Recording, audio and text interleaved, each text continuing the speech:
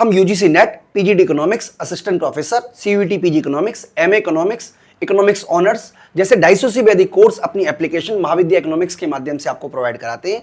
आपको हमारी एप्लीकेशन में वीडियो कोर्स के अलावा test series, PDF notes, hard copy notes भी मिलेंगे। कृषि क्षेत्र पर ये हमारी दूसरी वीडियो है और इस वीडियो में हम आपसे डिस्कस करने वाले हैं कि भारत में कृषि क्षेत्र की कैसी परफॉर्मेंस रही है आजादी के बाद। साथ ही साथ हम इस वीडियो में समझेंगे कि कृषि कितने प्रकार की होती है और भारत में मौसम के अनुसार किस किस श्रेणी में कृषि को बांटा गया है, और समझेंगे कि किस किस राज्य की रैंक विभिन्न फसलों में क्या क्या है। तो ये वीडियो डिटेल में हम आपको समझाने वाले हैं। अगर आप हमारी ये वीडियो एप्लीकेशन के माध्यम से देख रहे हैं और अगर आप ये वीडियो यूट्यूब के माध्यम से देख रहे हैं तो हम आपको कराने वाले हैं कि एग्रीकल्चर की विभिन्न योजनाओं में विभिन्न काल में किस तरीके की परफॉर्मेंस रही है। तो चलिए स्टार्ट करते हैं आज की वीडियो को। तो सबसे पहले मैं आपको बता देता हूं कि भारत में कृषि क्षेत्र का जो प्रदर्शन है उसको आप तीन हिस्सों में डिवाइड कर सकते हो। सबसे पहला जो प्रदर्शन है उसको डिवाइड करेंगे हम प्री ग्रीन रेवोल्यूशन, यानी कि ये वो काल है जब इंडिया आजाद तो हो गया था लेकिन इंडिया ने अभी ग्रीन रेवोल्यूशन नहीं देखा था। दूसरा है हमारा ग्रीन रेवोल्यूशन का पहले का दौर, यानी कि आप कह सकते ग्रीन रेवोल्यूशन और 1991 से पहले का दौर, ग्रीन रेवोल्यूशन और 1991 से पहले का दौर। ठीक है जी। इसके बाद तीसरा होता है पोस्ट रिफॉर्म। पोस्ट रिफॉर्म का मतलब है 1991 के बाद का दौर। तो इन तीन दौरों में किस तरीके से परफॉर्मेंस रही है वो हम आपको इस वीडियो के माध्यम से आपको समझाने वाले हैं। तो सबसे पहले शुरुआत करते हैं प्री ग्रीन रेवोल्यूशन, यानी कि 1951 से लेकर 1965 के दौर में, जिसको कि हम प्री ग्रीन रेवोल्यूशन कहते हैं। इस दौर में भारत ने 3 पंचवर्षीय योजनाएं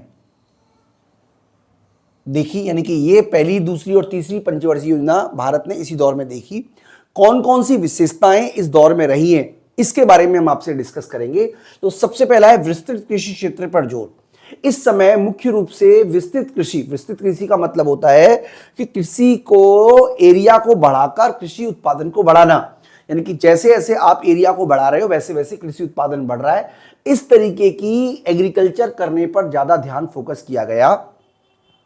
साथ ही साथ ऐसे कार्यक्रमों पर ध्यान केंद्रित किया गया जैसे मिट्टी संरक्षण हो गया या अविकसित भूमि का पुनर्निर्माण, यानी कि अविकसित भूमि को विकसित करने पर जोर देने की बात की गई। इन सब से कृषि के उत्पादन बढ़ा और साथ ही साथ पर्यावरण संरक्षण करना भी इनका एक उद्देश्य था। यानी कि बेसिकली इस दौर में कृषि की तकनीक पर कोई ज्यादा विशेष ध्यान नहीं दिया, बल्कि दौर इस बात पे था कि जो कृषि भूमि जो अनुपजाऊ है उसको किस तरीके से उपजाऊ बना के हम खेती में प्रयोग करें जिससे कि हमारा लगातार उत्पादन बढ़े। दूसरा, इसी दौर में हमने संस्थागत सुधार भी किए। संस्थागत सुधार का मतलब है हमारी टेनेंसी रिफॉर्म हुआ, इसके अलावा लैंड रिफॉर्म हुआ, यानी कि किसानों को उनका कानूनी हक प्रदान करना टेनेंसी रिफॉर्म कहलाता है। किसानों को, जो भूमिहीन किसान हैं उनको भूमि प्रोवाइड कराना, इसके लिए जमींदारी का उन्मूलन किया गया। साथ ही साथ जो किसान भूमि किराए पर लेकर खेती करते थे उनको कुछ अधिकार प्रदान किए गए। तो ये सारे के सारे जो हैं वो हमारे फर्स्ट फेज में हुए, जो कि 1951 से लेकर 1965 तक था। बेसिकली भारत का जो मूल इसका कारण था वो ये था कि जो किसान हैं, जो भूमिहीन किसान हैं, जो वास्तव में किसान जोत कर रहे हैं, उनको आर्थिक रूप से मजबूत बनाने की बात इसके अंदर कही गई है। इसके अलावा परंपरागत इनपुट पर विशेष ध्यान दिया गया, यानी कि सरकार ने परंपरागत किसी इनपुट जैसे बीज, खाद, पानी, इन सबको उपलब्ध कराने की बात की गई है। यानी कि देश के अंदर तकनीकी विकास पर कोई विशेष ध्यान नहीं दिया गया, देश के अंदर आर्थिक विकास पर कोई ध्यान नहीं दिया गया, कृषि क्षेत्र में नए नए इन्वेस्टमेंट नहीं हुआ, रिसर्च डेवलपमेंट का काम नहीं हुआ। लेकिन इस दौर में जो हमारी जो सरकार की नीति थी वो ये रही कि किसी भी तरीके से बीज, खाद, पानी ये किसानों को उपलब्ध कराए जाएं। इसके अलावा सामुदायिक विकास कार्यक्रम, जिसको बोलते हैं CDP, सामुदायिक विकास कार्यक्रम शुरू की गए, जिसमें बेसिकली आप कह सकते एक तरीके से संयुक्त रूप से ग्रामीण अर्थव्यवस्था का विकास करने की बात इसके अंदर कही गई है। समुदाय विकास कार्यक्रम का मुख्य उद्देश्य ग्रामीण समुदाय का उत्थान करना था। इसके तहत शिक्षा, स्वास्थ्य और बुनियादी ढांचे का विकास पर जोर दिया गया और ग्रामीण क्षेत्रों का जीवन स्तर ऊंचा उठाने की बात की गई। यहां पे दोस्तों कुछ डेटा के माध्यम से हम आपको समझाने का प्रयास कर रहे हैं। 1951 से 1965 के बीच कुल कृषि उत्पादन की वार्षिक औसत वृद्धि दर 3.1% थी। जबकि 1990 से 1945 के बीच यह वृद्धि दर 0.69% थी। इससे हमें पता चलता है कि भारत ने आजादी के बाद कृषि क्षेत्र में महत्वपूर्ण प्रगति पाई है। इस अवधि में खाद्यान्न उत्पादन 60% का योगदान था। उस मतलब खाद्यान्न उत्पादन की जो औसत वृद्धि दर है वो 2.9% थी। इसके अलावा गैर खाद्यान्न उत्पादन की औसत वृद्धि दर 3.5% रही। तो इससे हमें पता चलता है कि भारत ने खाद्यान्न उत्पादन के अलावा गैर खाद्यान्न उत्पादन में भी महत्वपूर्ण आप कह सकते हो प्रगति पाई। इस दौरान कृषि क्षेत्र में महत्वपूर्ण प्रगति हुई, लेकिन यह प्रगति अपेक्षाकृत धीमी थी और इसका मुख्य कारण था परंपरागत विधियों का प्रयोग, सीमित संसाधन, सिंचाई सुविधाओं का ना होना। लेकिन फिर भी हम ये कह सकते हैं कि इस दौर ने भारतीय कृषि को एक दिशा प्रदान करने का काम किया। सबसे ज्यादा महत्वपूर्ण जो बदलाव आया वो आया ग्रीन रेवोल्यूशन के बाद। 1965 के दौर में भारत में ग्रीन रेवोल्यूशन की स्टार्टिंग हुई और ग्रीन रेवोल्यूशन की वजह से एक तरीके से कृषि उत्पादन में गेहूं, चावल, इन सब में बहुत तेजी से वृद्धि देखने को मिली, जिसको कि ग्रीन रेवोल्यूशन का नाम दिया जाता है। 1966 के बाद भारत में ग्रीन रेवोल्यूशन की शुरुआत हुई, इसमें क्या किया गया, हमने HYV बीजों का प्रयोग किया, साथ ही साथ नई तकनीक पर जोर दिया गया, सरकार द्वारा MSP लागू कर दी गई। इसका महत्वपूर्ण परिणाम यह हुआ कि कृषि उत्पादन में बहुत अधिक तेजी से वृद्धि हुई, जिसको ग्रीन रेवोल्यूशन के नाम से जाना जाता है। सबसे महत्वपूर्ण बात इसके अंदर क्या थी, फसलों का अधिकता और छोटे समय में फसलों पर जोर, यानी कि सरकार के द्वारा इस तरीके से नए बीजों को डेवलप करने की बात की गई, नए उर्वरकों को दिया गया ताकि कम समय में फसल पक जाए, जिससे कि एक किसान अपनी भूमि पर लगातार बदल बदल के एक ही साल में अनेक तरीके की फसलों को पैदा कर सके। इसके लिए हाइब्रिड बीजों का प्रयोग किया गया, अधिक उत्पादन देने वाले बीजों का प्रयोग किया गया, जिससे कि कृषि की उत्पादकता में वृद्धि देखने को मिली। और ऐसा कब हुआ है, ये सेकंड फेज में हुआ है। इसके अलावा कृषि अनुसंधान और प्रौद्योगिकी पर जोर देने की बात की गई। कृषि विकास के लिए कृषि औद्योगिकी और अनुसंधान पर विशेष रूप से ध्यान दिया गया इस योजना के अंतर्गत, जिसमें नई किस्म की बीजों का प्रयोग करना, सिंचाई विधियों का विकास करना, अधिक उर्वरकों का प्रयोग को शामिल करना, ये सब प्रोवाइड किए गए किसानों को ताकि उनकी उत्पादन क्षमता में वृद्धि हो सके, उनका उत्पादन लगातार बढ़ सके।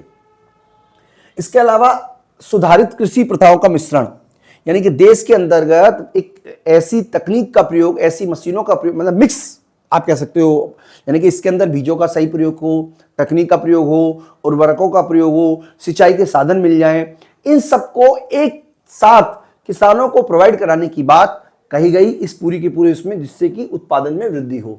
इसके अलावा सार्वजनिक संस्थाओं के भूमिका में कमी। पहले दोस्तों सार्वजनिक संस्थाएं बड़ी मात्रा में रोल प्ले करती थी, लेकिन धीरे धीरे करके क्या हुआ, निजी क्षेत्र भी इसमें इंटरेस्ट लेने लगा।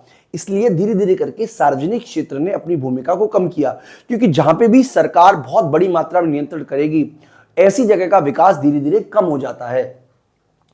पहले जैसे सार्वजनिक संस्था जैसे national fertiliser corporation, national seed corporation, NABARD, इनकी बहुत ज्यादा महत्वपूर्ण भूमिका रहती थी, लेकिन धीरे धीरे निजी क्षेत्र ने अपना रोल प्ले करना शुरू किया, जिसकी वजह से इन क्षेत्रों की भूमिका लगातार कम हो गई।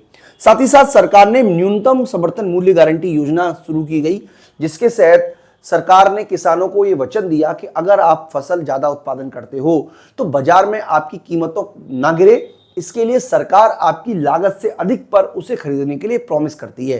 यानी कि अगर सरकार के द्वारा MSP लागू नहीं किया जाएगा या नहीं किया गया होता तो किसानों को मजबूरी में आकर अधिक उत्पादन ना करने के लिए प्रेरित होना पड़ता, क्योंकि ज्यादा उत्पादन का मतलब हुआ कीमतों का कम होना और किसानों को नुकसान का होना। इसकी भरपाई के लिए सरकार ने MSP योजना लागू की गई। इसके अलावा इंटीग्रेटेड रूरल डेवलपमेंट प्रोग्राम शुरू किया गया।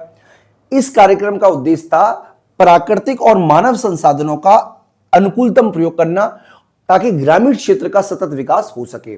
दोस्तों ग्रीन रेवोल्यूशन की अगर हम बात करें तो इस दौर में औसत वृद्धि दर जो है वो 2.79% रही। खाद्यान्न उत्पादन की वृद्धि दर 2.65% रही, जबकि गैर खाद्यान्न उत्पादन की वृद्धि दर 3.02% रही। तो दोस्तों इस पूरी की पूरी दौर में कृषि के अंतर्गत सरकार के द्वारा अनेक प्रकार की सब्सिडाइज दी गई, कृषि क्षेत्र के लिए अनेक प्रकार के उपाय अपनाए गए। लेकिन धीरे धीरे करके जब भारत 1991 में WTO का सदस्य बना तो स्थिति काफी अधिक बदल गई, क्योंकि WTO के प्रोविजन के अकॉर्डिंग सब्सिडाइज डायरेक्ट सब्सिडी देना जिससे कि प्रतियोगिता को रोका जा सके, इस तरीके की बातें नहीं कही गई है दोस्तों। यानी कि सरकार डायरेक्ट रूप से सब्सिडाइज एक लिमिट तक कर सकती है, क्योंकि उनका यह मानना था कि अगर इस तरीके की सब्सिडी दी जाएगी तो कॉम्पिटिटिव माहौल पैदा नहीं होगा। तो बात करते दोस्तों चरण 3 की, जिसको हम बोलते हैं पोस्ट रिफॉर्म युग, यानी कि 1991 के पश्चात और वर्तमान में अब तक। तो 1991 से भारत में आर्थिक सुधार पर लागू किए गए, उदारीकरण, वैश्वीकरण, निजीकरण, भारत WTO का सदस्य बना, जिसकी वजह से कृषि क्षेत्र में महत्वपूर्ण बदलाव देखने को मिले हैं। सबसे पहला बदलाव यह आया, उत्पादन और उत्पादकता में सुधार बनाए रखना। इस चरण का मुख्य उद्देश्य यह था कि कृषि उत्पादन और उत्पादकता में सुधार को बनाए रखा जाए। सरकार ने नए उपाय लागू किए ताकि कृषि की दीर्घकालीन उत्पादकता को बढ़ावा मिले। साथ ही साथ किसानों के आय और जीवन स्तर में सुधार। किसानों की आय को बढ़ाने के लिए और उनके जीवन स्तर को सुधार करने के लिए सरकार ने अनेक प्रकार की योजनाएं चलाई। इस योजना में आय का अधिकतमीकरण करना सरकार का सबसे महत्वपूर्ण उद्देश्य था। नई कृषि तकनीकों का प्रचार प्रसार और कृषि संबंधित अनुदान आदि सब इसमें सरकार के द्वारा किए गए। इसके अलावा कृषि निर्यात में वृद्धि। कृषि उत्पादन में निर्यात को लगातार बढ़ावा देने के लिए विभिन्न नीतियां सरकार के द्वारा बनाई गई हैं। भारतीय कृषि उत्पादकों को वैश्विक बाजार में प्रतिस्पर्धी बनाने का सरकार के द्वारा लगातार दोस्तों प्रयास किया गया है। लेकिन दोस्तों इसकी कुछ चुनौतियां हैं, जिसके बारे में मैंने आपसे जिक्र किया था। सबसे पहले संस्थागत ऋणों में कमी आई है। 1991 के बाद ऐसा देखने को मिला है कि जितने लोन संस्थागत तरीके से किसान ले पा रहे थे, उतने ऋण नहीं ले पा रहे, क्योंकि सरकार के द्वारा कई जगह पर गारंटी बंद कर दी गई। तो छोटे और सीमांत किसानों को सबसे ज्यादा नुकसान इसका देखने को मिला, क्योंकि छोटे और सीमांत किसानों को अब बैंक ऋण उपलब्ध उतनी मात्रा में नहीं हो पाता। हालांकि सरकार द्वारा किसान क्रेडिट कार्ड योजना के माध्यम से किसानों तक ऋण निरंतर पहुंचाने की बात की गई है, लेकिन वो भी बहुत ज्यादा अपर्याप्त है। इसका प्रभाव छोटे किसानों की कृषि गतिविधियों के विकास पर पड़ा। यानी कि जब उनको लोन नहीं मिलेगा तो उनको मार्केट से लोन लेना पड़ेगा, महंगा लोन मिलेगा, ज्यादा प्रेशराइज होकर उनको लोन पेमेंट करना पड़ेगा। इसके अलावा दोस्तों वैश्वीकरण और WTO के कारण कृषि क्षेत्र में अनेक प्रकार के जोखिम हुए। यानी कि विदेशी प्रतिस्पर्धा को बढ़ाने के लिए कृषि क्षेत्र पर अनेक प्रकार के प्रतिबंध लगाए गए हैं। किसानों की आत्महत्या एक बहुत बड़ी वजह है दोस्तों, आप लगातार देखते रहेंगे। हालांकि ये दुखद है, ऐसा नहीं होना चाहिए, लेकिन भारत में अभी भी बहुत सारे किसान अपनी आर्थिक स्थिति खराब होने की वजह से आत्महत्या कर लेते हैं। और इसका मुख्य कारण यह भी है कि WTO के प्रोविजन एक लिमिट तक ही आर्थिक सहायता प्रोवाइड कराने की बात करते हैं। इसके अलावा अनुसंधान और विस्तार योजनाओं में कमी। WTO के बाद 1991 की नई आर्थिक नीतियों के बाद औद्योगिक क्षेत्र और सेवा क्षेत्र में तो भारी मात्रा में निवेश किया गया है, लेकिन कंपैरेटिवली कृषि क्षेत्र में उतना निवेश नहीं हुआ। निवेश और अनुसंधान की बहुत व्यापक कमी के कारण या पर्याप्त उपलब्धता न होने के कारण अब हरित क्रांति के जो प्रभाव है वो धीरे धीरे समाप्त हो गए और भारतीय अर्थव्यवस्था में एक नई हरित क्रांति की आवश्यकता महसूस की जाने लगी है।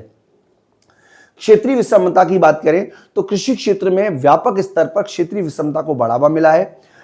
पूर्वी और पश्चिमी भारत में बहुत बड़ी मात्रा में असमानता देखने को मिलती है। यानी कि जो भारत का नॉर्थ इंडिया है, जिसमें पंजाब, हरियाणा, पश्चिमी उत्तर प्रदेश, ये सब में तो अच्छा खासा डेवलपमेंट हुआ है, लेकिन बंगाल, इसके अलावा उड़ीसा, इन सब में अभी भी उतनी ज्यादा उत्पादकता नहीं देखने को मिली है दोस्तों। तो ये सारी की सारी विशेषताएं जिसके बारे में हमने आपसे डिस्कस किया।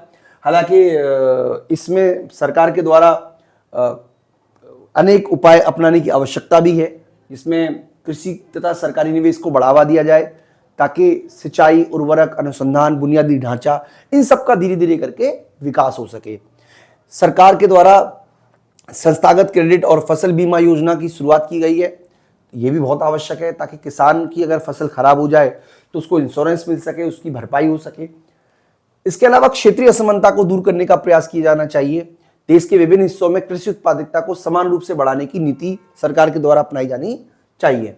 इसके अलावा कृषि अनुसंधान और विस्तार योजनाओं का पुनः विकास किया जाना चाहिए, यानी कि देश में सरकार के द्वारा दोबारा से सिंचाई के साधनों को विस्तार किया जाना चाहिए, विकास किया जाना चाहिए। तो दोस्तों ये कुछ की पॉइंट्स हैं। बेसिकली हमने आपको ये बताने की कोशिश की कि किस तरीके से सरकार ने तीन हिस्सों में मतलब भारतीय अर्थव्यवस्था में जो कृषि क्षेत्र है उसको 3 कैटेगरी में डिवाइड किया गया है। First pre green revolution to pre reforms and after reforms. तो दोस्तों मैं उम्मीद करता हूं कि आपको बात समझ में आ रही होगी। इस वीडियो में इतना ही, थैंक यू।